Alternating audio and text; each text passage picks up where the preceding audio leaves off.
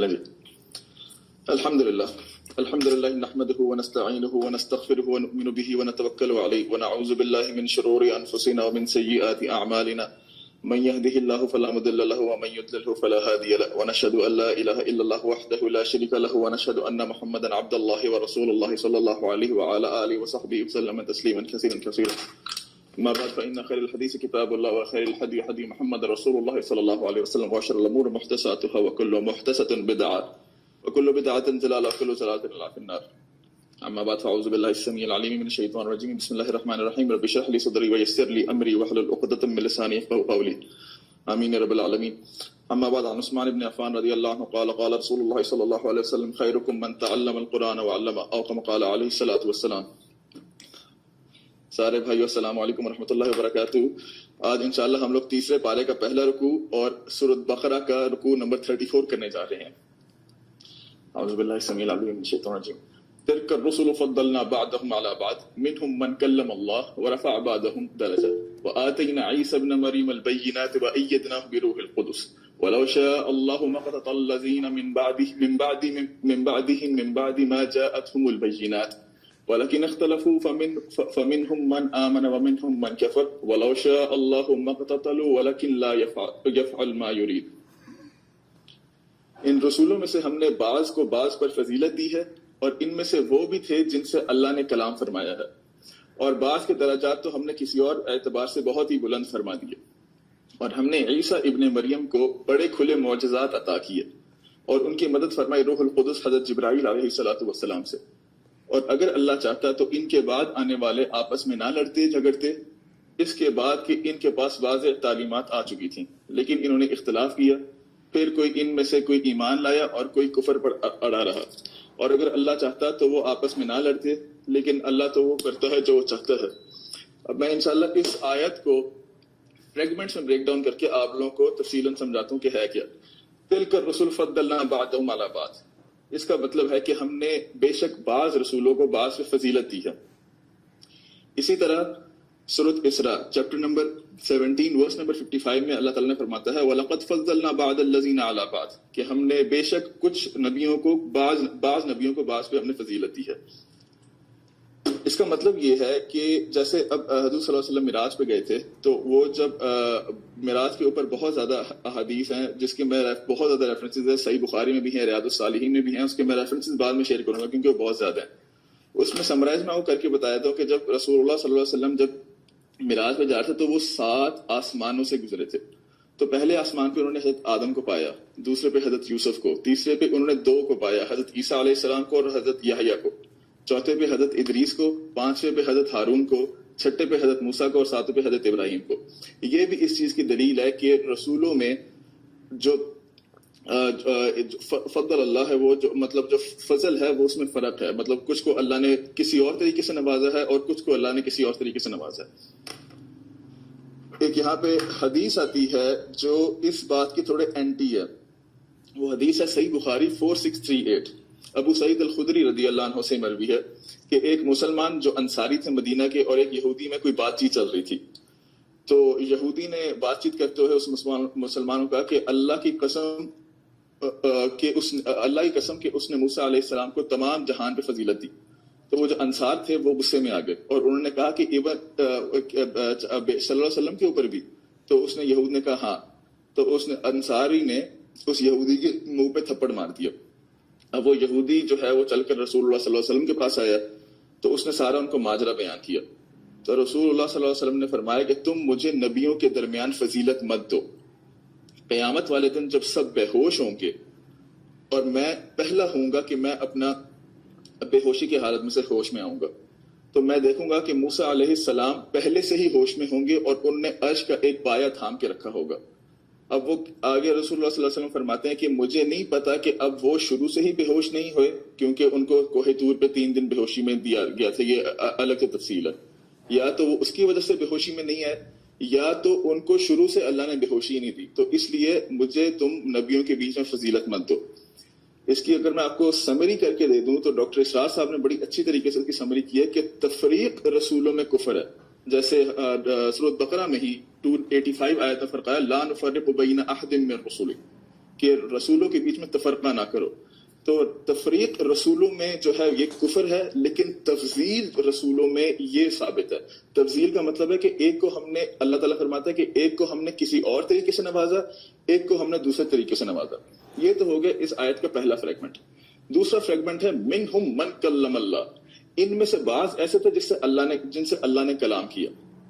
اب 3 ایسے رسول ہیں جن کا پاس ہمارے پاس بالکل ہم لوگ دعوے سے کہہ سکتے ہیں کہ اللہ تعالیٰ ان سے ہم کلام ہے. سب سے پہلے آدم علیہ الصلوۃ والسلام. یہ قرآن میں سینکڑوں دفعہ درج ہوا ہوا ہے. ایون کہ سورۃ بقرہ میں بھی ہم لوگ پیچھے پڑھ کر آئے ہیں کہ علم الآدم اسماء کلھا. اللہ تعالیٰ نے سارے کے سارے نام آدم کو سکھائے اور پھر ان سے مکالمہ کیا اور پھر ان کو جنت سے باہر نکال دیا اور بولا کہ تم نے یہ فروٹ نہیں کھانا. تو وہ سارے کے سارے اللہ نے مکالمہ کیا، مطلب ہم کلام پہ. دوسرے تھے حضرت موسیٰ علیہ الصلوۃ والسلام. یہ ہے کوہ طور کا واقعہ کہ جب کوہ طور پہ حضرت موسیٰ علیہ السلام 40 دنوں کے لیے گئے تھے اور جب انہیں تورات ایز اے گفٹ دی گئی تھی تب بھی وہ حضرت موسیٰ سے ہم کلام ہوئے تھے.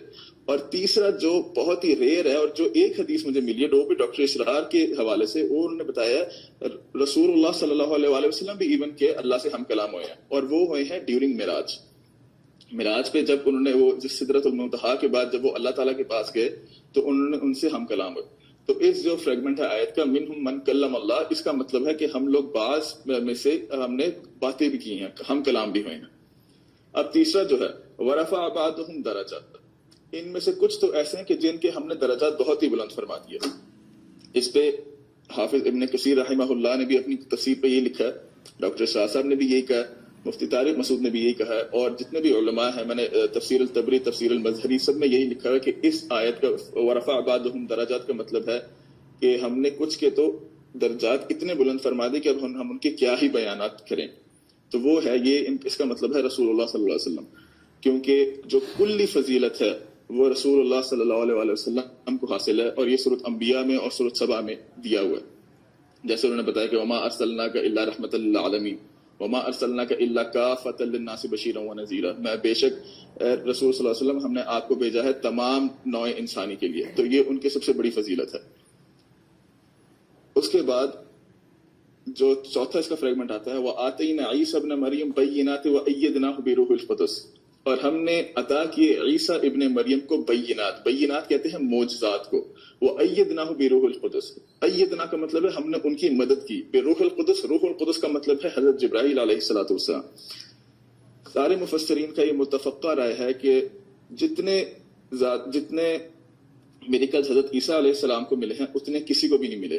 سب سے پہلا اگر میں آپ کو گنوا دوں، 5 میں نے لکھے ہیں، ویسے 9 آتے ہیں کہ ان کو 9 ملے تھے. پہلا ہے قم باذن اللہ. وہ ایک مردے کو کہتے تھے کہ قم باذن اللہ، اور وہ کھڑا ہو جاتا تھا زندہ ہو کر.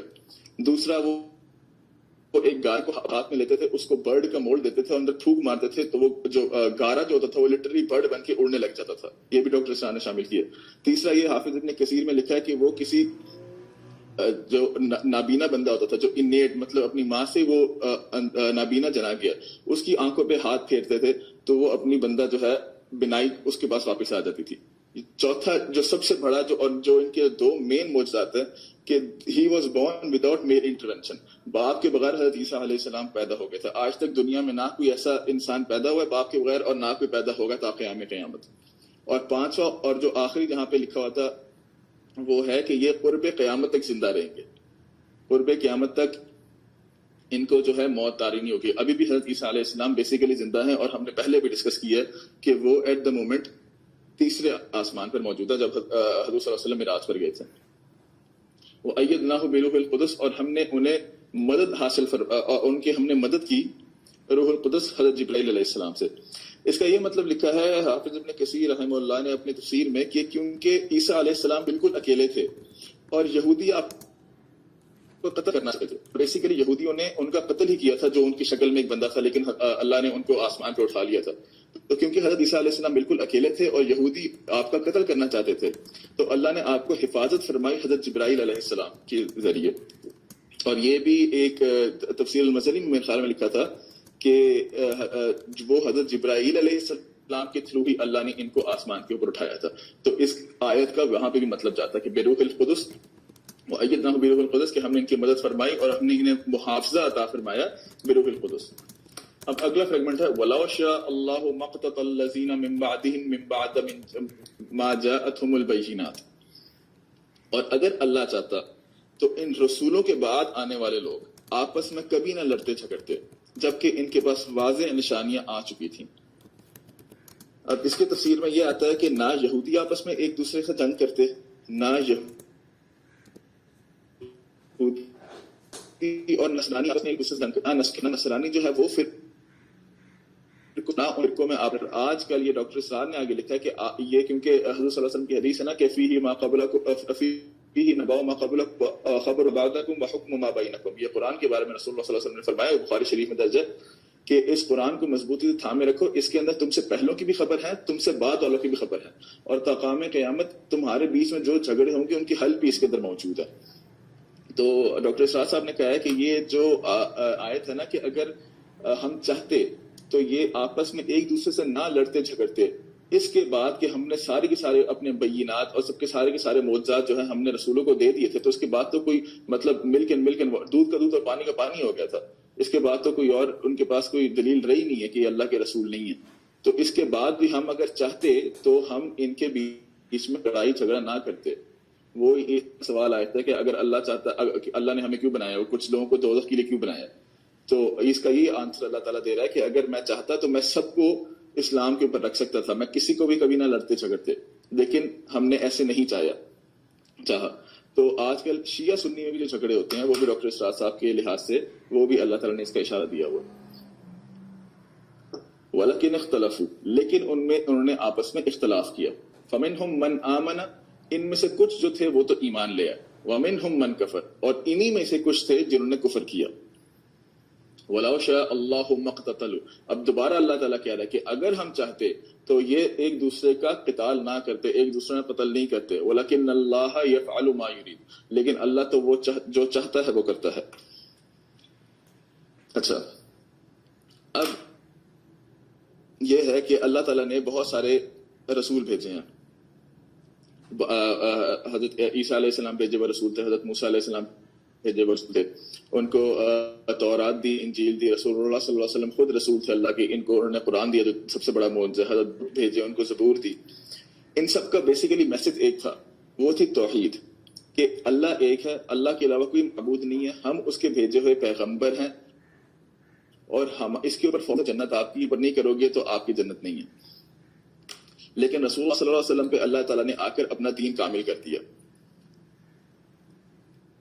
اس میں آگے یہ آتا ہے کہ اب جیسے جو آیت ہے نا، یہ مفتی طارق مسعود صاحب نے کہا ہے کہ یہ آیت جو ہے یہ گویا کی نصیحت ہے ٹو رسول اللہ صلی اللہ علیہ وسلم اور آج کے جتنے بھی دائی ہیں اور جتنے بھی آج کل کے جتنے بھی پہلے گزرے ہوئے رسول ہیں، جتنے بھی آج کل کے دائی ہیں، کہ آپ بس فذکر انما انت مذکر، جیسے سورۃ غاشیہ سورۃ نمبر 88 ورس نمبر 21 میں کہا ہے کہ آپ بس انہیں خبر دینے والے ہیں، آپ گھبرائیں مت اگر یہ لوگ ایمان نہیں لے کر آتے، کیونکہ اگر ہم نے حضرت عیسیٰ کو 9 سے زیادہ معجزے دیے تھے، ان کو دیکھ کر بھی ان کی امت ایمان نہیں لائی، کیونکہ صرف آتا ہے کہ صرف 72 پیپل جو تھے وہ حضرت عیسیٰ علیہ السلام کے اوپر ایمان لے کر آئے تھے۔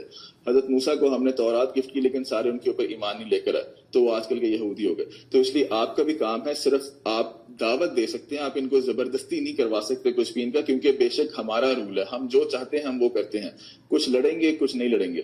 تو اس لیے آپ بے غم ہو جائیں، ہم لوگ جو آپ نے صرف ان کو وارننگ دینی ہے۔ اس کے علاوہ آپ نے سورۃ لقمان میں بھی آتا ہے سورۃ نمبر 31 ورس نمبر 17 کہ آپ نے امر بالمعروف ونہی عن المنکر، کہ آپ نے اچھائی کا پیغام دینا اور برائی میں سے روکنا ہے۔ لیکن آگے یہ لوگ جو بھی کرتے ہیں وہ ہم لوگ کے، وہ میرے اوپر ہے کہ میں، وہ میری مرضی ہے کہ میں کچھ جو ہے میں نے جہنم کے لیے پیدا کی اور کچھ میں نے جنت کے لیے پیدا کیے۔ اور اسی طرح رسول اللہ صلی اللہ علیہ وسلم نے جب اپنا آخری حجۃ الوداع کا جب دیا تھا خطبہ، تب انہوں نے جب ساری موٹی موٹی باتیں آخر میں دہرا کر کہا کہ الا البلغت، تو کہ اے لوگوں میں نے تم تک پہنچا دیا، تو صحابہ کا ویسے تو عام عمل یہ ہوتا تھا کہ وہ کہتے واللہ ورسولہ عالم، کہ یا اللہ کو جانتا ہے یا رسول جانتا ہے۔ لیکن ادھر صحابہ نے جتنا بھی 1.25 لاکھ کا جو مجمع تھا، انہوں نے 4 جواب دیے، انا نشهد انک قد بلغت الرسالۃ وادیت الامانۃ ونصحت الامۃ وکشفت الغمۃ، کہ اے نبی ہم گواہ ہیں کہ آپ نے حق رسالت ادا کر دیا، آپ نے حق امانت ادا کر دیا، آپ نے سارے کے سارے گمراہی کے پردے چاک کر دیے۔ تو اس کے بعد رسول اللہ صلی اللہ علیہ وسلم نے کہا تھا فلیبلغ الشاہد الغائب، کہ اب جب تم لوگ جو ادھر بیٹھے ہوئے ہو ان کا کام ہے کہ وہ آگے تک پہنچائیں جو میرا میسج ہے۔ جیسے بلغوا انی ولو آیا کہ رسول اللہ صلی اللہ علیہ وسلم نے فرمایا کہ میری طرف سے پہنچاؤ چاہے وہ ایک آیت ہی ہو. تو اس میں بھی اللہ تعالیٰ یہی کہہ رہا ہے کہ ہم نے اگر ہم چاہتے تو ہم ان کو سب کو مسلمان کر سکتے تھے، لیکن ہم نے نہیں کیا، کیونکہ ہم جو چاہتے ہیں جو کرتے ہیں. لیکن آپ کا یہی کام رہے گا کہ آپ نے ہمیشہ امر بالمعروف کرنا، آپ نے ہمیشہ اچھائی کی دعوت دینی، اور آپ نے ہمیشہ ونہی عن المنکر کرنا، آپ نے ہمیشہ برائی سے روکنا لوگوں کو. اب ہم لوگ انشاءاللہ اپنی نیکسٹ آیت پہ موو کریں گے، جو ہے آیت نمبر 254. وہ ہے یا ایھا الذین آمنوا انفقوا مما رزقناکم من قبل ان یأتی موت لا بیع فیہ ولا خلۃ ولا شفاعۃ والکافرون هم الظالمون. اے ایمان والو، خرچ کرو اس میں سے جو کچھ ہم نے تمہیں دیا ہے، اس سے پہلے کہ وہ دن آ تھمکے جس میں نہ کوئی خرید و فروخت ہوگی، نہ کوئی دوستی کام آئے گی، اور نہ کوئی شفاعت مفید ہوگی، اور جو انکار کرنے والے ہیں وہی تو ظالم ہیں. اگین ہم لوگ اس کو فریگمنٹس میں توڑیں گے. یا ایھا الذین آمنوا انفقوا مما رزقناکم.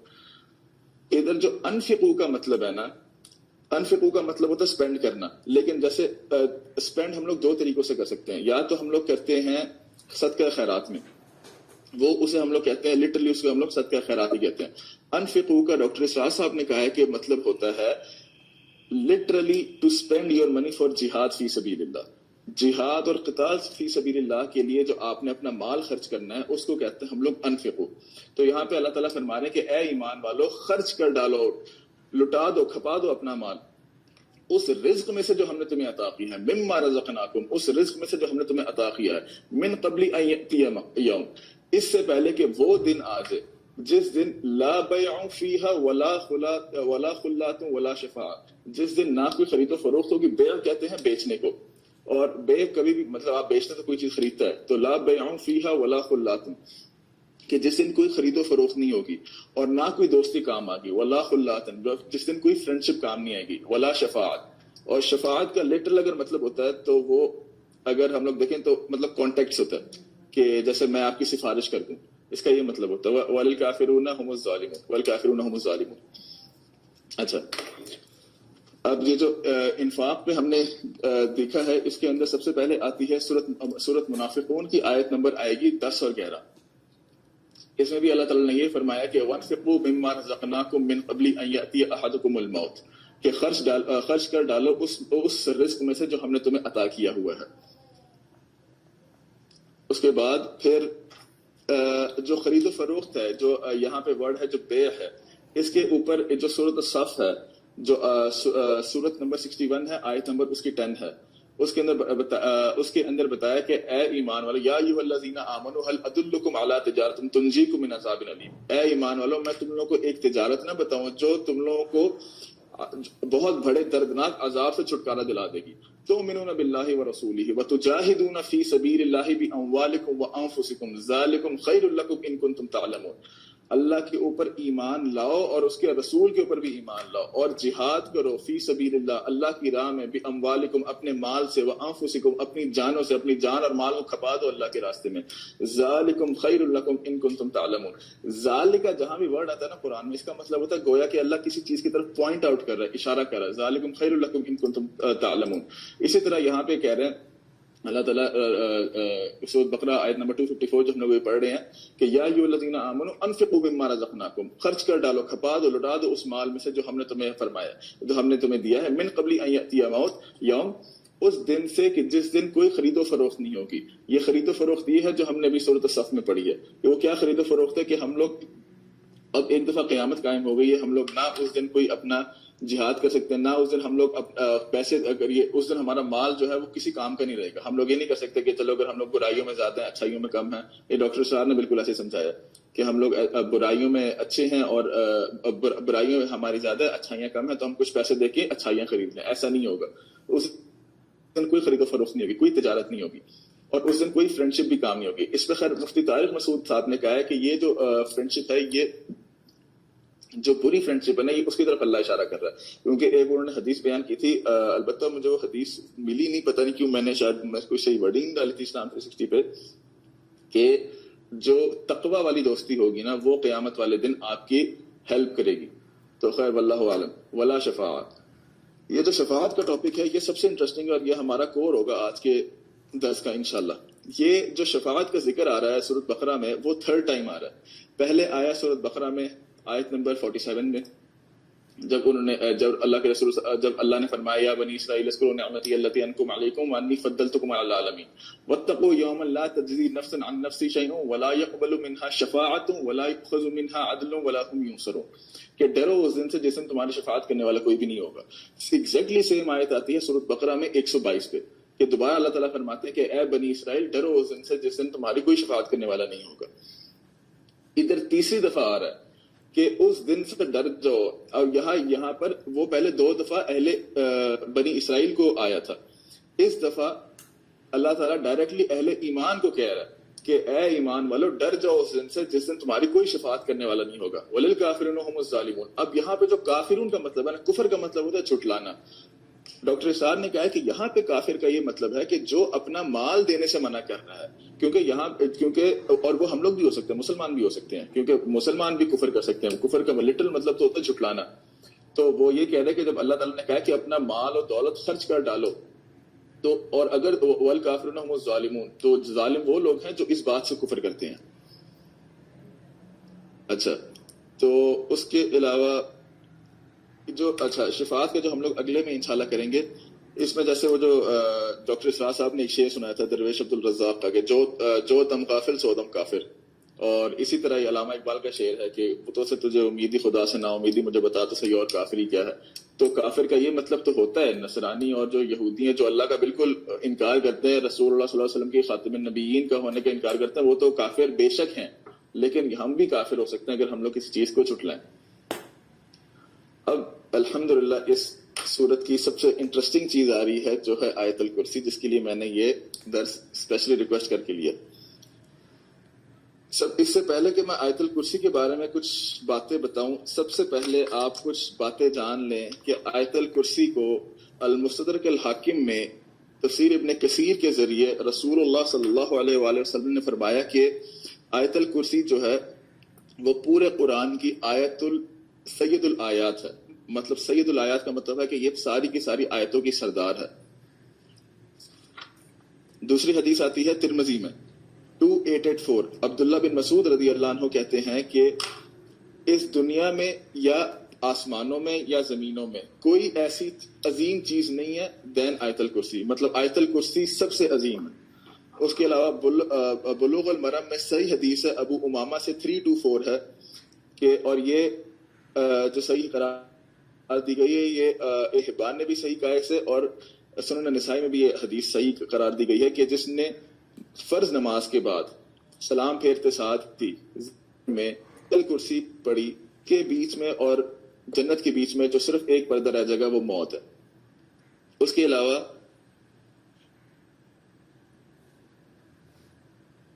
اور باقی جو حدیثیں ہیں وہ یہ بخاری 3275 بخاری 5010 ہے. یہ تینوں حدیثیں ان کی مروی ہیں ابو ہریرہ رضی اللہ عنہ.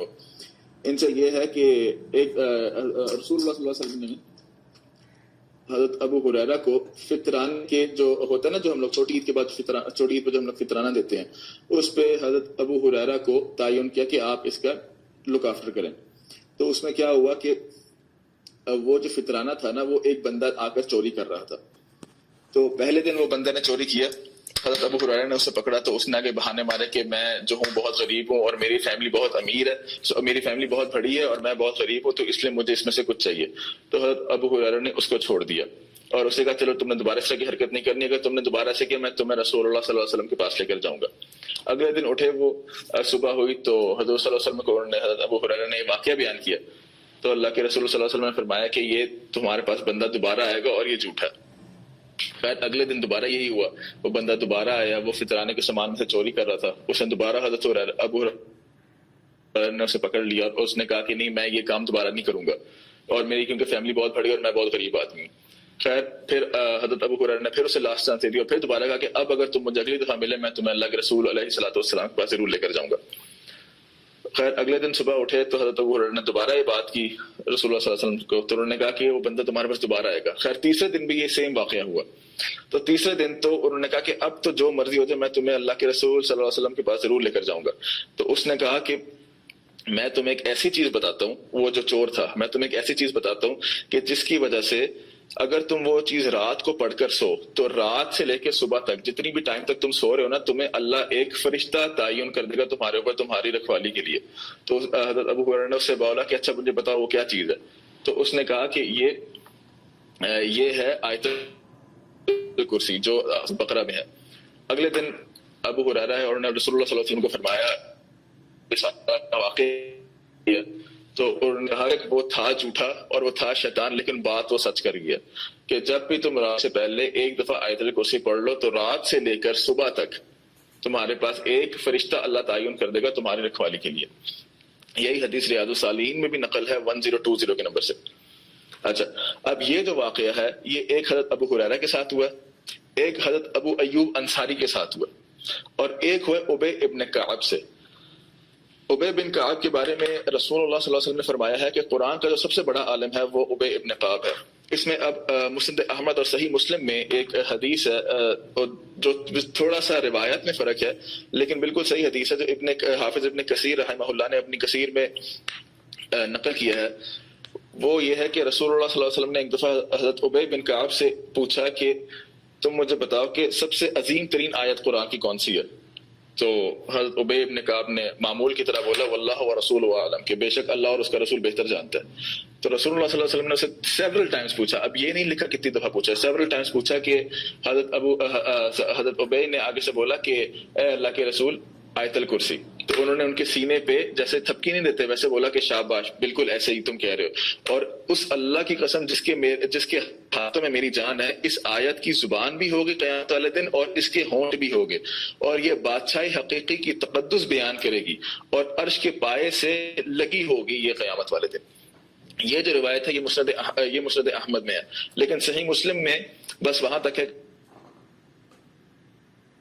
رسول نے تب کی دی، آگے نہیں لکھا ہوا صحیح مسلم میں کہ یہ اس کی آیت کے ہونٹ بھی ہوں گے اور اس آیت کی زبان بھی ہوگی اور یہ بادشاہ حقیقی کی تقدس بیان کرے گی قیامت والے دن.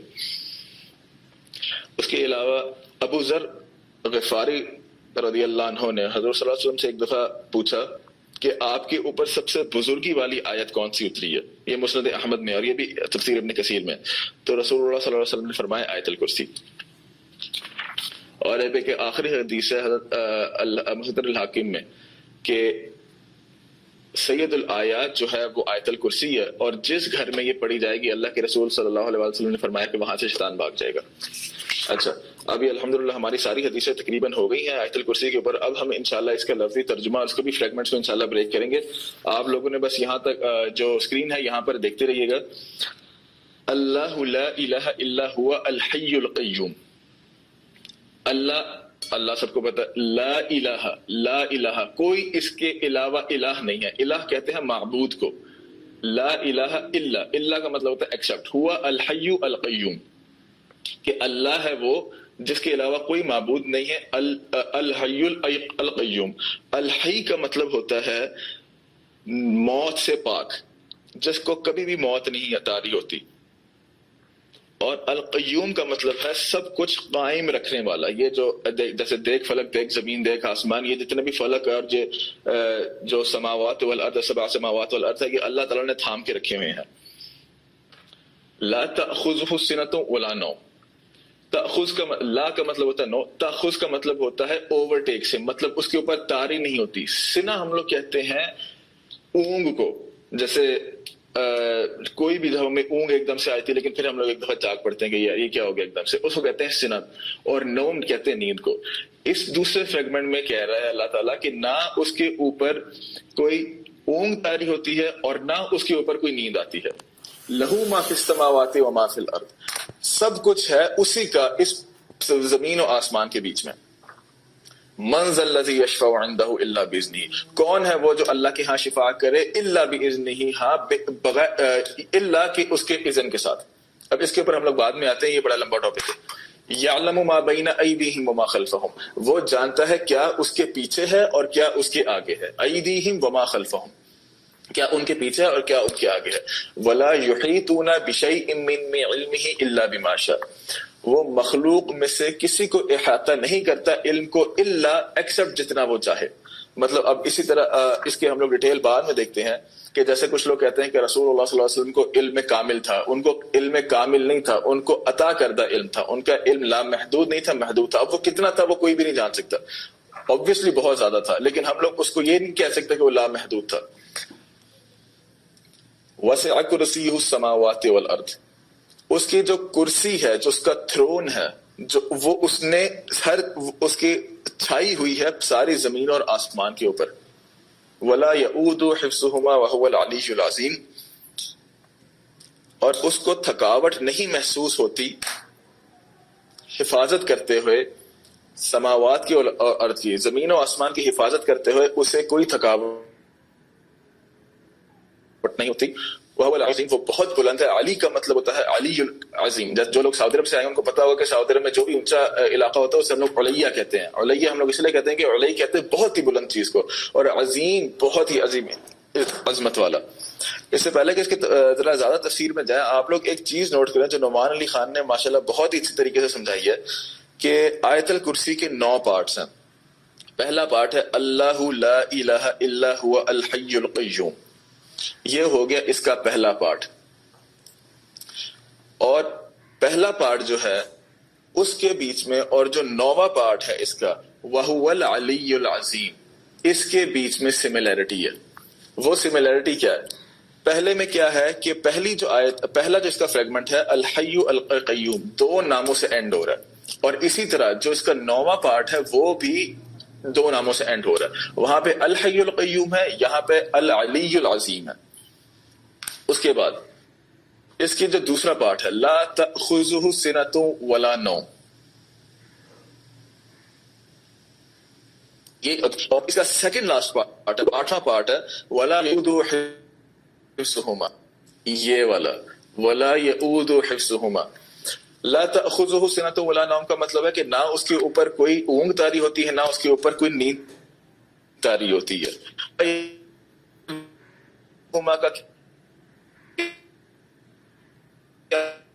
کوئی حفاظت کرتے زمین و آسمان کی حفاظت کرتے ہیں اسے کوئی تھکاوٹ محسوس نہیں ہوتی.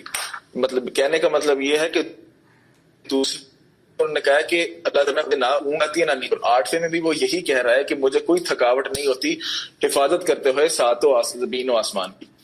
پھر جو تیسرا اس کا پارٹ ہے لہو ما فی السماوات و ما فی الارض، یہ اس کا تیسرا پارٹ ہے. اور تیسرے پارٹ میں اور 7th جو 7th پارٹ یہاں شروع ہوتا ہے وسع کرسیہ، اس کے بیچ میں سملیرٹیز ہیں. اب پہلے آپ دیکھ لیں لہو ما فی السماوات و ما فی الارض. لہو ما فی السماوات و ما فی الارض کا مطلب ہے کہ جو کچھ بھی زمین و آسمان میں سب کچھ اسی کا ہے. اور 7واں پارٹ کیا ہے وسع کرسیہ السماوات والارض. یہاں پہ آپ لوگ ذرا 2 منٹ رکیں اور 2 چیزیں ذرا بڑے احتیاط سے سمجھ لیں. عربک میں 2 ورڈز ہوتے ہیں تو دونوں اللہ کے نام ہیں، ایک مالک اور ایک ملک. مالک کہتے ہیں جو مالک کہتے ہیں اونر کو، مطلب آپ جیسے پین کا اونر ہوں تو میں اس پین کا مالک ہوں. ملک کہتے ہیں کنگ کو، جیسے کنگڈم آف سعودی عربیہ. ملک جو ہوتا ہے وہ ان جگہ کا ہوتا ہے کرتے ہیں، لیکن ملک کا یہ مطلب نہیں ہوتا کہ اس اب جیسے سعودی عرب میں ہر چیز کنگ سلمان کی نہیں ہے. وہ بے شک اس کا کنگ ہے سعودی عرب کا، لیکن not everything belongs to him، ہر چیز اس کی نہیں ہے، وہ ہر چیز کا اونر نہیں ہے. لیکن جو مالک ہوتا ہے وہ اس چیز کا اونر ہوتا ہے. اللہ کا نام المالک الملک ہے. ال کا مطلب ہوتا ہے دا مالک، the owner, the owner of everything. تو اس نے یہ بتایا ہے کہ بیسیکلی آپ کے پاس جو یہ پین ہے نا وہ بھی آپ کو جو عطا کیا ہوا ہے تو آپ کا. یہ نعمان علی خان نے ایسے بتایا، ڈاکٹر صاحب نے یہ بتایا کہ ہم لوگ کہتے ہیں نا میرا پین، میرا موبائل، میرے پیسے، یہ سب کچھ اللہ کا دیا ہوا ہے. صحیح ہے، کیونکہ وہ المالک ہے، وہ ہر چیز اس کی ہے. اور الملک کا کیا مطلب ہے کہ ہی از دا کنگ، کہ یہ جو پوری سوورنٹی ہے، جو سب کچھ ہے، یہ اسی کا ہی ہے. تو اسے لہو ما فی السماوات و ما فی الارض، اسی کا ہے جو کچھ بھی اس زمین و آسمان میں ہے. اور 7ویں میں بھی یہی ہے وسع کرسیہ السماوات والارض. جو تھرون ہے، اس کا جو کرسی ہے، اب یہ جو کرسی ہے یہ ڈاکٹر اسرار بھی اور حافظ ابن کثیر رحمہ اللہ نے بھی اپنی تفسیر میں لکھا کہ یہ متشابہات میں سے ہیں. ہمیں یہ نہیں پتا کہ یہ کیا آیا کہ یہ لٹل کرسی ہے یا یہ کیونکہ عربی جو تھے وہ بالکل ان پڑھ تھے تو ان کو اللہ تعالیٰ نے کیٹاگوری سمبولیکلی انہوں نے یہ ریپرزینٹ کیا کہ میری بھی ایک کرسی ہے، جیسے ہر کنگ کی ایک تخت ہوتا ہے. تو وسع کرسی السماوات والارض، کہ اس کی جو کرسی ہے وہ پھیلی ہوئی ہے سماوات والارض میں، مطلب اس کی وہ المالک بھی ہے اور وہ الملک بھی ہے، ہر چیز اس کی ہے اور وہ ہر چیز کا قادر بھی ہے. اس کا یہ مطلب ہے. اس کے بعد چوتھا پارٹ جو ہے، چوتھا ہے من ذا الذی یشفع عنده الا باذنہ. یہ بڑا کیٹاگوریکل انداز اللہ کا کہ کون ہے وہ جو میرے سامنے شفاعت کرے الا کہ میں اس کو پرمیشن دوں. یہ ہے چوتھا پارٹ. اور چھٹا پارٹ کیا ہے؟ ولا یحیطون بشیء من علمہ الا بما شاء. یہ چھٹا میں نے ہائی لائٹ کر دیا اور چوتھا ہائی لائٹ کر دیا، اور چھٹا یہ ہے ولا یحیطون بشیء من علمہ الا بما شاء. چوتھے کا یہ مطلب ہے کہ کون ہے وہ جو میں رک جاؤں یا کیا کروں؟ چوتھے یار میں مائک آن کر کے بتا دو. اچھا، چوتھے کا یہ کہ من ذا الذی یشفع عنده الا باذنہ، کہ کون ہے جو میرے سامنے شفاعت کرے گا کسی کی بھی جس کی بجائے اس کی سوائے اس کا میں چاہوں گا. اور چھٹے کا یہ ہے احاطہ نہیں کر سکتے اللہ کے علم میں سے کسی بھی چیز کا سوائے اس میں سے جتنا اللہ چاہے. مطلب ادھر ڈاکٹر اسرار نے ایک بڑی اچھی اگزامپل دی تھی کہ اب جیسے کوئی قتل کا کیس ہے، وہ ایک بے گناہ جا کر آپ کے لائر کے پاس جا کے کہتا ہے کہ سر مجھے پتا ہے آپ کو یہ غلط سارا بتا رہے ہیں، یہ بندہ بے گناہ نہیں ہے. تو ہم میں سے ایسا کوئی بھی اللہ کے پاس نہیں جا سکتا کہ شفاعت کرنے کے لیے. جیسے سچ میں اس کا نام ایکس ہے نے کسی میں اللہ کے پاس کہہ سکتا کہ اللہ کو نہیں پتا یہ بندہ بے گناہ ہے، اس کو سب کچھ پتا ہے. تو وہ یہی کہہ رہا ہے اللہ تعالیٰ کہ میں کوئی بھی میرے سامنے شفاعت نہیں کر سکے گا کسی کی بھی الا کہ میں اس کو اجازت دوں. اچھا آگے تفسیر ابن کثیر میں لکھا ہے کہ جو الحی کا جو مطلب ہے وہ ہے جو وہ ریلیٹ کرتا ہے احد کے ساتھ. جو قل هو اللہ احد، احد کا مطلب ہوتا ہے اکیلا، اللہ بقائم بالذات ہے. اور قیوم کا مطلب ہوتا ہے سمد، سمد جو ہوتا ہے ہر چیز کو تھامنے والا، اور قیوم بھی ہوتا ہے ہر چیز کو تھامنے والا. اس کے علاوہ شفاعت کا جو ہے کر کے انشاءاللہ ختم ہونے والا، پھر صرف مغرب پڑھنی ہے. شفاعت میں بیسیکلی یہ ہے کہ پہلے تو 3 دفعہ شفاعت کی کمپلیٹ نفی ہوئی ہے، کمپلیٹ ڈینائل ہوا ہے، جو میں نے ایک آپ کو بتایا ہے آیت نمبر 47 میں اور 48 میں اور 122 میں، کہ اسرائیلوں کو بھی کہا ہے کہ ہم کوئی شفاعت نہیں کریں گے آپ کی. اسی طرح ہی جو 254 ہے اس میں بھی کہا ہے کہ ہم لوگ کسی کی شفاعت نہیں کریں گے. لیکن یہاں پہ اللہ تعالیٰ نے تھوڑی سی ایک لائٹ آف ہوپ دی کہ ہاں شفاعت ہو سکے گی، لیکن صرف وہ کر سکیں گے جو میں چاہتا ہوں. اس کی صحیح مسلم میں ہے 2278 حدیث ہے کہ رسول اللہ صلی اللہ علیہ وسلم نے فرمایا کہ قیامت والے دن سید الاولاد و آدم سردار میں ہوں گا، اور میں ہی سب سے جو لوگ کر پائے گا اپنی امت کی شفاعت کر پائے گا، اور میں ہی ہوں گا پہلا جس کی شفاعت وہ قبول کیا جائے گا. اب شفاعت میں 2 آتی ہیں، یہ ڈاکٹر اسرار صاحب نے بڑے اچھی طریقے سے سمجھایا کہ 2 پری ریکوزٹس ہیں شفاعت کرنے کے. پہلا یہ ہے کہ جس کو اللہ اجازت دے، جیسے ادھر اس نے بتایا کہ الا بما شاء، اور جس کے لیے اللہ اجازت دے. مطلب اب اگر رسول اللہ صلی اللہ علیہ وسلم انشاءاللہ ہماری وہ شفاعت کرو اور ہمیں اپنے ساتھ انشاءاللہ جنت میں لے کر جائیں پہلی اٹرن میں ہی، لیکن کچھ انہوں نے ایسے کہ اب اگر کے لیے ایک بندہ جو ہے وہ شفاعت ڈیزرو ہی نہیں کرتا تو اس کے لیے رسول اللہ صلی اللہ علیہ وسلم شفاعت نہیں کریں گے، ان کو اللہ اجازت ہی نہیں دے گا کہ آپ اس بندے کی شفاعت کریں. تو شفاعت کے 2 پری ریکوزٹس ہیں، جس کو اللہ اجازت دے، جو obviously رسول اللہ صلی اللہ علیہ وسلم کے علاوہ اور کوئی بھی نہیں ہے ایٹ لیسٹ مسلمہ، اور دوسرا جس کے لیے اللہ اجازت دے، کہ جس میں نے آپ کو obviously پہلے بتایا. یہ شفاعت کا ادھر اتنی زیادہ کیٹیگوری جو ہوئی ہے ڈینائی ہوا ہے پہلے 2 آیت میں بنی اسرائیل کو ٹارگٹ کرتے ہوئے، وہ یہ تھا بیسیکلی کہ یہودی اور نصرانی جو تھے وہ سوچتے تھے کہ ہم اللہ تو بہت ہی دور ہے اللہ پاک ہے ہم بہت ہی گندے ہیں، ہم نے تو گناہ کرنے ہیں، ہم نے تو حرامزادیاں کرنی ہیں، ہم نے تو عیاشیاں کرنی ہیں، ہم نے سب کچھ حرام کرنا ہے. لیکن اللہ کے کچھ نائب ہیں، اللہ کے کچھ لاڈلے، جیسے اللہ جو ہے وہ کنگ ہے، تو اللہ ہی کچھ اس نے اپنے لاڈلے رکھے ہوئے ہیں جن کے تھرو ہم لوگ اپنی شفاعت کر سکتے ہیں. تو ہم وہ سوچتے تھے کہ جو ہمارے کچھ بزرگ ہیں ہم ان کے تھرو اپنی شفاعت کر کے تو ہم لوگ بس یہ ہے کہ ہم لوگ جنت میں چلے جائیں گے. تو اللہ تعالیٰ نے اس لیے 2 دفعہ نفی کی ہے کہ نہیں, ایسا کوئی سین نہیں ہونے والا, آپ کو کوئی شفاعت آپ کی نہیں کرے گا. جو عمل کرو گے وہ وہاں پہ کاٹو گے. جیسے رسول اللہ صلی اللہ علیہ وسلم نے کہا ہے کہ الدنیا مزرعۃ الآخرہ, کہ یہاں یہ جو دنیا ہے یہ آخرت کی کھیتی ہے, یہاں پہ بو گے تو وہاں پہ کاٹو گے, مقال علیہ الصلوۃ والسلام. اچھا, اس کے علاوہ اب آخری جو ہے مقدمہ کی, یہ جو ساری شفاعت ہے جو اللہ تعالیٰ نے کہا ہے, پہلے تو 3 دفعہ سے منع کر دیا, 1 دفعہ ہلکی سی لائٹ آف ہوپ دے دی. یہ کیا فائدہ کیا ہے اس کا؟ اس کا فائدہ یہ ہے کہ اس کے ذریعے اللہ تعالیٰ قیامت والے دن پوری نو انسانی کو یہ بتائے گا, یہ پروف دے گا کہ میرے کچھ لوگ ایسے ہیں سچ رسول اللہ صلی اللہ علیہ وسلم جن کو وہ واضح کرنا چاہے گا, جن کو وہ سب سے سپیریئر کرنا چاہے گا. جیسے رسول اللہ صلی اللہ علیہ وسلم نے میں نے پہلے فرمایا کہ انہوں نے کہا سید الاولاد و آدم میں ہوگا, تو اس دن اللہ تعالیٰ پروف کر دے گا کہ یہ سید الاولاد و آدم ہے, اور یہ خاتم النبیین ہے, سید المرسلین ہے, اور یہ ان کے علاوہ تو آپ کو میں نے بتایا تھا یعلم ما بین ایدیہم وما خلفہم ولا یحیطون بشیء من علمہ الا بما شاء, کہ مخلوق میں سے کون ہے جس کا احاطہ کرے سوائے اس کے جتنا اللہ چاہے. اس کا یہ مطلب ہے کہ جتنا بھی علم اس دنیا میں ہے نا, وہ اللہ تعالیٰ کا عطا کردہ ہے.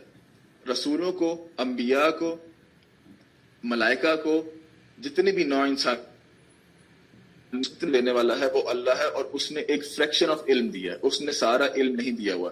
یہ ہمیں کیسے, اچھا اب رسول اللہ صلی اللہ علیہ وسلم کے بارے میں بھی جو لوگ کہتے ہیں, ڈاکٹر اسرار صاحب فرما رہے تھے کہ ان کا جو علم ہے وہ کامل ہے, وہ کامل نہیں ہے, وہ لا کامل ہے, وہ محدود ہے, وہ لا محدود نہیں ہے, وہ ذاتی نہیں ہے, وہ عطا کردہ ہے. اس لیے رسول اللہ صلی اللہ علیہ وسلم کو اللہ تعالیٰ نے فرمایا کہ اے نبی دعا پڑھا کرو ربی زدنی علما, اے اللہ تعالیٰ میرے علم میں اضافہ کر. 5واں پارٹ جو ہے وہ ہم لوگوں نے چھوڑ دیا ہے. یعلم ما بین ایدیہم وما خلفہم, وہ جانتا ہے جو ان کے پیچھے جو ان کے آگے ہے. تو یہ نعمان علی خان کے مطابق یہ ہے کہ جو اس آیت کے جو اس پارٹ کے جو 5واں پارٹ ہے اس سے پیچھے ہے اللہ تعالیٰ اس کو بھی جانتا ہے, اور جو اس کے آگے ہے اللہ تعالیٰ اس سب کو بھی جانتا ہے. اس کے علاوہ میں نے 256 آیت بھی آگے تیار کی ہوئی ہے, وہ میں کروا دوں یا بس کریں, کیا سین ہے, کچھ بتائیں. میرے خیال میں نماز پڑھ لیتے ہیں اور اس کے بعد ہاں, اور کیونکہ ڈسکشن بھی ہونی ہے نا, ڈسکشن کے بھی کچھ جی, تو چلے نماز پہلے پڑھ لیتے ہیں. ٹھیک ہے. عباس نے میرے خیال میں نماز کے بعد نا ابھی پھر 6:45 شروع کرتے ہیں دوبارہ, صحیح ہے, تاکہ کھلا ٹائم ہو سب کے پاس. چلیں انشاءاللہ صحیح ہو گیا. ہمارا بھائی آپ کچھ ورس نمبر 253 میں پڑھے تھے کہ وہ جو تھی ہماری آپ کی آواز نہیں آ رہی, ہماری آواز کٹ رہی ہے بہت. ایک منٹ دو مجھے آپ.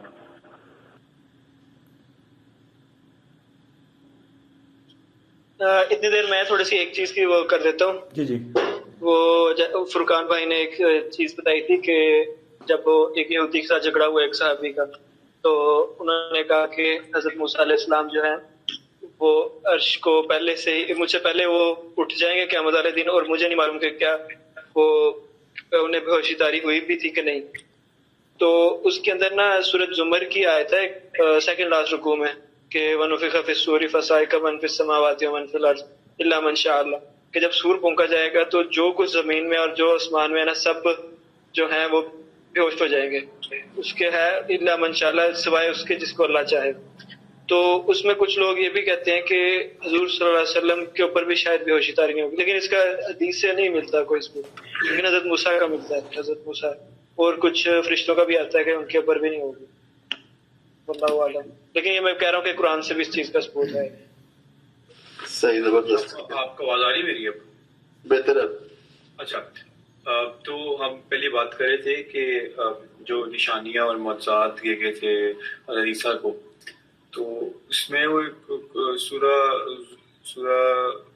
ہم پہ جب پڑھے نہیں ایسے پڑھے تھے تو وہ سورہ زخرف میں آتا ہے کہ اگر ہمیں یہ اندیشہ نہ ہوتا کہ تمام لوگ ایک ہی امت بن جائیں گے, تو جو لوگ رحمان کا کفر کرتے ہم ان کے لیے بنا دیتے ان کے گھروں کی چھتیں چاندی کی اور سیڑھیاں بھی جن پہ وہ چڑھتے. سورہ زخرف کے 33 میں آیت ہے. جی جی جی. اگر یہ اندیشہ نہ ہوتا کہ تم لوگ ایک ہی امت بن جائیں گے تو جو لوگ رحمان کا کفر کرتے ہم ان کے لیے بنا دیتے ان کے گھروں کی چھتیں چاندی کی اور سیڑھیاں بھی جن پہ چڑھتی ہیں. ایک یہ. اور سورہ انعام میں 32 آیت نمبر 32 شروع ہوتا ہے 33 سے سورہ انعام میں کہ اے نبی صلی اللہ علیہ وسلم ہمیں خوب معلوم ہے جو کچھ یہ کہہ رہے ہیں اس سے آپ غمگین ہوتے ہیں تو اے نبی صلی اللہ علیہ وسلم آپ صبر کیجئے یقیناً آپ کو نہیں جھٹلا رہے بلکہ یہ ظالم تو اللہ کی نشانیوں کا انکار کر رہے ہیں اور آپ صلی اللہ علیہ وسلم سے پہلے بھی رسولوں کو جھٹلایا گیا تو انہوں نے صبر کیا اس پر جو انہیں جھٹلایا گیا اور جو انہیں اذیتیں پہنچائی گئیں یہاں تک کہ آواز ٹوٹ گئی آپ کی ختم. ہماری ملنے والا کوئی نہیں. آپ صلی اللہ علیہ وسلم کے پاس رسولوں کی خبر آ چکی ہے. اور جو اگلی آیت نا وہ یہ ہے کہ اور اگر ان کا راز آپ صلی اللہ علیہ وسلم پر بہت شاق گزر رہا ہے اور اگر آپ میں طاقت ہے کہ زمین میں کوئی سوراخ لگا لیں یا آسمان میں کوئی سیڑھی لگا لیں تو لے آئیں کوئی نشانی اور اگر اللہ چاہتا تو ان سب کو ہدایت پر جمع کر دیتا. آپ صلی اللہ علیہ وسلم جذبات سے مغلوب ہونے والوں میں سے نہ بنے. وہ بیسیکلی یہاں پہ نشانیوں کی بات ہو رہی ہے کہ آپ اتنا غمگین نہ ہو کہ آپ سے لوگ نشانیوں کی باتیں کر رہے ہیں اور آپ صبر کیجیے. اور آگے پھر یہ جو ہے وہ ڈاکٹر صاحب بتا رہے تھے کہ کتنا غصہ یہاں پہ آیا گیا کہ اگر آپ کو اتنا ہی برا لگ رہا ہے یہ سب کچھ لگ رہا ہے اور اتنے ہی آپ غمگین ہو رہے ہیں تو یہاں تو آپ زمین میں کوئی سرنگ بنا لیں یا آسمان میں سیڑھی لگا کے کوئی معجزہ لیں. وہ اس طرح بتا رہے تھے کہ آپ یہاں سیڑھی لگا لیں یا زمین کھول لیں ہم معجزہ نہیں دے رہے آپ کو صبر کیجیے آپ. اصل میں ہمار یہ نا جو آپ آیت پڑھ رہے ہو نا سورۃ انعام کے یہ 2 رکوع جو ہے نا پورے یہ اسی موضوع کے اوپر ہے. اگر وہ پیچھے سے پڑھو نا تو زیادہ اچھی سمجھ آتی ہے. اگر بالکل یہ آیت پڑھے نا تو یہ تھوڑی سی عام لے مین کو نا تھوڑی سی گستاخی ٹائپ لگتی ہے. تو پیچھے سے اس کا نا پورا ٹاپک چل رہا ہے موضوع کہ وہ کیسے بار اس لیے میں نے نا 3 آیتیں پڑھی ہیں. اس لیے میں نے ایک آیت پڑھی 3 آیتیں پڑھی ہیں مجھے. میں نے 3 آیتیں اس لیے پڑھی کہ وہ جو اگر کوئی بندہ آیت پڑھے گا 35 نمبر کہے گا یار یہ تو آیت صحیح نہیں ہے. اس لیے میں نے پیچھے سے پڑھنا شروع کیا ہے کہ وہ جو نشانیوں کی بات کی گئی کہ آپ کو جو نشانیاں ہمیں معلوم ہے کہ آپ غمگین ہوتے ہیں اور چاہتا تھا سب کو کر لیتا. پورا پیچھے سے وہ چل رہا ہے ٹاپک کس طرح. اس لیے میں 3 لے کر آیا ہوں اور ایک یہ اور ایک ڈیٹیل بتایا گیا کہ اگر سورہ زخرف کی آیت پڑھی تھی پہلے کہ اگر یہ شک یہ ڈرنا ہوتا ہے کہ سارے کافر ہو جائیں گے تو جو لوگ کفر کرتے ہیں ان کے جو ہے زمین کتنی گہرائی بات کی ہے کہ ان کے گھروں کی چھتوں کو اور سیڑھیوں کو چاندی کا بنا دیتے ہیں. ویسے اس بات کی سمجھ نہیں ہے مطلب جو کفر کرتے ہیں ان کے گھروں کو چاندی وغیرہ ایسا کیوں؟ ہمیں پڑھا تھا نا پچھلی بار کہ کافروں کے لیے دنیا کی زندگی جو ہے وہ زینت دار بنا دی گئی ہے. ہاں جی. تو جو کفر کر رہا ہے اس کا مطلب تو یہی ہوا نا کہ اس کا ارادہ میں کوئی نہیں آخرت کے ساتھ. صحیح. اللہ تعالیٰ اس کا مطلب یہ ہے کہ ہم انہیں اتنی نعمتیں دے دیتے کہ ان کے گھروں کی چھتیں جو بھی اللہ کے ساتھ کفر کرتا تو اللہ تعالیٰ اس کے گھر کی چھت کیا کہتے ہیں سونے کی بنا دیتے اس کو اتنی نعمتیں دے دیتے دنیا. لیکن پھر اللہ تعالیٰ کہتے ہیں کہ یہ خدشہ تھا کہ سارے لوگ ہی کافر ہو جاتے ہیں ایک امت بن جاتے ہیں یعنی کفر پہ سارے جمع ہو جاتے ہیں. بالکل صحیح ہو گیا بیسٹ ہے. اچھا ایک اور چیز تھی آخری میرے جو میں لکھا تھا وہ یہ تھا کہ یوم قیامت پر تقوی والی دوستی فائدہ مند ہے. یہ والی ایک بات ہوئی تھی مطلب دوست یہ والی تھی میرے خیال میں فقان بھائی اس طرح سے جی میں نے بتائی تھی. ٹھیک ہے. تو اگر مطلب مجھے یہ چیز سمجھ آئی ہے وہ یہ 2 چیزیں ہو سکتی ہیں. تقوی والی دوستی شاید میں غلط سمجھ رہا ہوں کہ وہاں پہ تو ویسے ہم لوگ تو بول ہی نہیں سکتے ہوتے وہاں تو ہر بندہ نفسی کرے گا. تو تقوی والی دوستی سے یہاں پہ مراد یہ ہو سکتا ہے کہ جس طرح ہم لوگ دوست ابھی دنیا میں ہیں اور ہم لوگ جو ہے کہہ لیں کہ یہ سب چیزیں چلا رہے ہیں تو یہ ہمارے لیے قیامت والے دن جو ہے وہ فائدہ مند ہوگی. یا پھر وہاں پہ جو ہے وہ دوستوں سے ہم لوگ نیکیاں اکٹھی کرتے ہیں ٹھیک ہے تھوڑی سی میرے دے دو میرے پاس کم ہے یہ ہے یا یہ ہے مطلب سمجھ رہے میرا سوال. ہاں بالکل آپ نے زبردست بات کی ہے. بالکل ایسے ہی ہے کہ اس دن نہیں کچھ کام آئے گا لیکن اب جس طرح ہم کر رہے ہیں تو یہ والی دوستی یہ کام آئے گی ہمارے. صحیح ہے. یعنی کہ یہاں کی ہوئی چیزیں وہاں پہ کام آئیں گی وہاں پہ بھی کوئی دوستی وغیرہ ہے کوئی نہیں کام آئے گی اس ٹائم. جی بالکل ایسے وہ تو اس دن وہ ایک حدیث ملتی ہے مجھے اب ریفرنس نہیں یاد میں لیکن پھر بھی کوٹ کرتا ہوں کہ میں نے پڑھی ہوئی ہے کہ وہ ایک آدمی ہوگا وہ ایک نیکی کے لیے جو ہے نا وہ سارا حشر پھرتا رہے گا، اپنے عزیز و اقارب کے پاس جائے گا، کوئی اسے ایک نیکی دینے کو تیار نہیں ہوگا، لیکن وہ ایک آدمی اسے ملے گا، اس کے پاس ہوگی ایک نیکی، تو وہ اسے کہے گا یار میرے پاس ایک نیکی ہے، میرے کسی کام کی نہیں، وہ اسے دے دے گا، تو اللہ تعالیٰ دونوں کو جنت میں ڈال دے گا. میں اس کا ریفرنس آپ کو ڈھونڈ کے بھیج دوں گا، لیکن یہ بڑی مشہور حدیث ہے، آپ کو ہمیشہ سنی ہوئی ہے، بالکل سنی ہوئی ہے، بہترین ہو گیا. ہاں تو اس دن تو اتنا ہوگا کہ کوئی اس کے ماں باپ، یہ تو موضوع کئی جگہ پہ آیا نا قرآن میں، سورت عبس میں بھی آیا اور سورت معارج میں بھی آیا کہ وہ کوئی دوست اس دن کسی کے ماں باپ نہیں کام آئیں گے، کسی کے دوست کو بات کی بات. صحیح.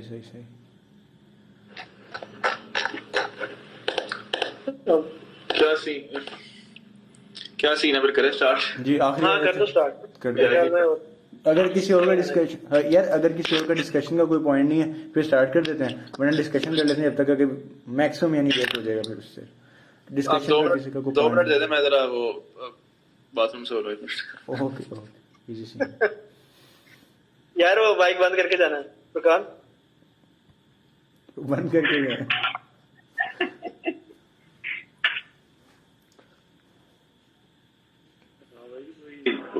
کوئی اور ہمارا بھی آپ کی آواز پھر سے کم آ رہی ہے.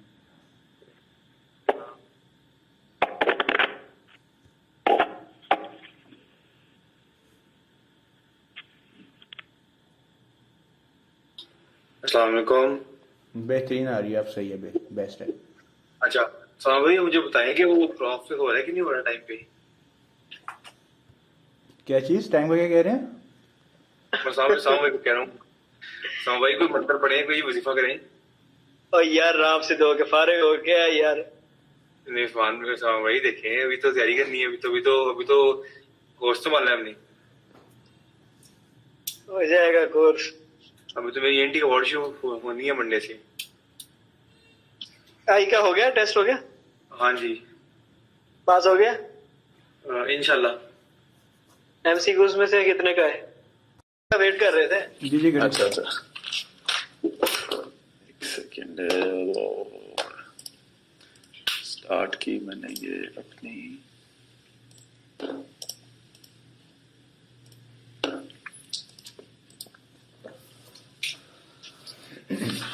اچھا آیت الکرسی میں سے ایک جو ہے حدیث وہ رہ گئی تھی ہماری، وہ ترمذی کی 2878 ہے. وہ خیر ہے تو حسن غریب ہے، لیکن رسول اللہ صلی اللہ علیہ وسلم نے فرمایا ابو ہریرہ سے ہے کہ ہر چیز کی ایک کوہان ہوتی ہے، جیسے اونٹ کی کوہان ہوتی ہے، اسی طرح قرآن کی جو کوہان ہے وہ سورۃ بقرہ، اور سورۃ بقرہ کی جو اور قرآن کی جو عظیم ترین آیت ہے، جو ماسٹر آف آیت ہے، وہ آیت الکرسی ہے.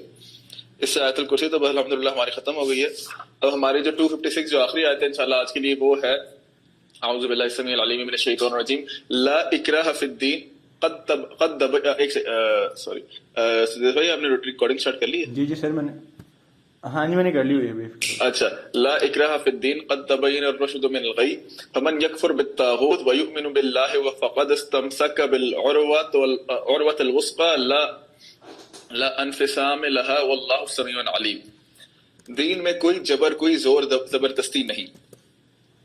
ہدایت اور گمراہی واضح ہو چکی ہیں ایک دوسرے سے، تو جو کوئی بھی طاغوت کا انکار کرے اور پھر اللہ پر ایمان لائے تو اس نے مضبوط حلقہ تھام لیا ہے اور جو کبھی ٹوٹنے والا نہیں ہے، اور اللہ سب کچھ سننے والا، سب کچھ جاننے والا ہے. لا اکراہ فی الدین کا یہ مطلب ہے کہ دین کے اندر کوئی زور زبردستی، کوئی جبر نہیں ہے. اب یہ ڈاکٹر اسرار صاحب نے اور حافظ ابن کثیر نے بھی یہ ہے کہ یہ اس آیت کا ادھر کیا تعلق ہے. مطلب ایک آیت الکرسی ہے جس کے اندر اللہ کی شان بتا رہا ہے کہ وہ لہو ما فی السماوات و ما فی الارض، سب کچھ اسی کا ہے جو زمین و آسمان میں، ہر چیز اللہ کی بڑھائی، اللہ کی حمد و ثنا بیان ہو رہی ہے، اور ایک دم سے آ رہا ہے لا اکراہ فی الدین.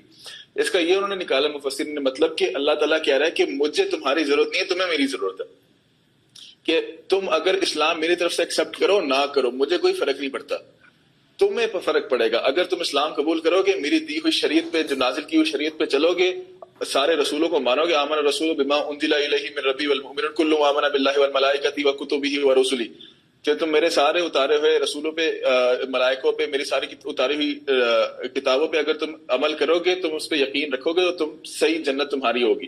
اگر تم نہیں چاہو گے تو تمہاری جہنم ہوگی. اما شاکر و اما کفورا، اب تم چاہے شکر کرو یا چاہے کفر کرو، مجھے میرا کوئی لینا دینا نہیں ہے. فمن شاء فليؤمن فمن شاء فليكفر، اگر تم مومن ہو، اگر تم ایمان لائے ہو، یا تم اگر کفر کر رہے ہو، تو میرا اس سے کوئی لینا دینا نہیں ہے، مجھ میں کوئی زور زبردستی نہیں ہے. لیکن ہاں اس میں ایک چیز ہے کہ اب اگر جیسے ہم ایمان لے آئے ہیں الحمدللہ، اگر کوئی ایمان لے آیا ہے تو یہ ٹیک اٹ اور لیو اٹ پیکج ہے.